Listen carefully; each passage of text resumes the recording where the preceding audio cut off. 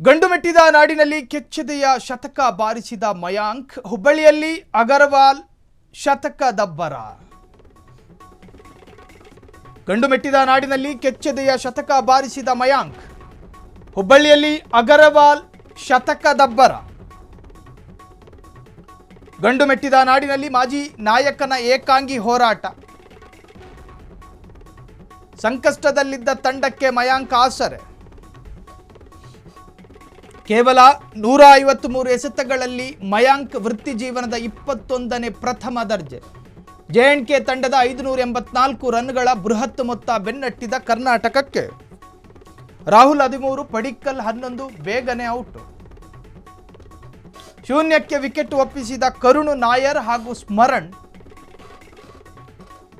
57 ರನ್ಗಳಿಗೆ 4 wicket ಕಳೆದುಕೊಂಡಿದ್ದಾಗ ಶೂನ್ಯಕ್ಕೆ wicket ಒಪ್ಪಿಸಿ ಕರಣ್ ನಾಯರ್ ಹಾಗೂ ಸ್ಮರಣ್ ನಿಜಕ್ಕೂ ಕೂಡ ಸಂಕಷ್ಟದಲ್ಲಿದ್ದ ತಂಡಕ್ಕೆ ಮಯಾಂಕ್ ಆಸರೆಯಾದರು. ಕರ್ನಾಟಕ ಮತ್ತು ಜಮ್ಮು ಕಾಶ್ಮೀರ ನಡುವಿನ ರಣಜಿ ಫೈನಲ್ ಮ್ಯಾಚ್ ಅದು. 153 ಎಸೆತಗಳಲ್ಲಿ ಮಯಾಂಕ್ ವೃತ್ತಿ ಜೀವನದ 21ನೇ ಪ್ರಥಮ ದರ್ಜೆಯ ಶತಕ ಇದು.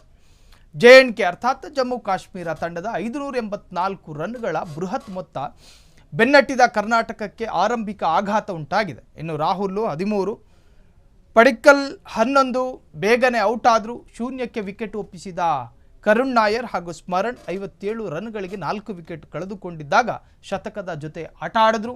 ಮಯಾಂಕ್ ದೊಡ್ಡ ಇನ್ನಿಂಗ್ಸ್ ಮೇಲೆ ಅಭಿಮಾನಿಗಳ ಕಣ್ಣು.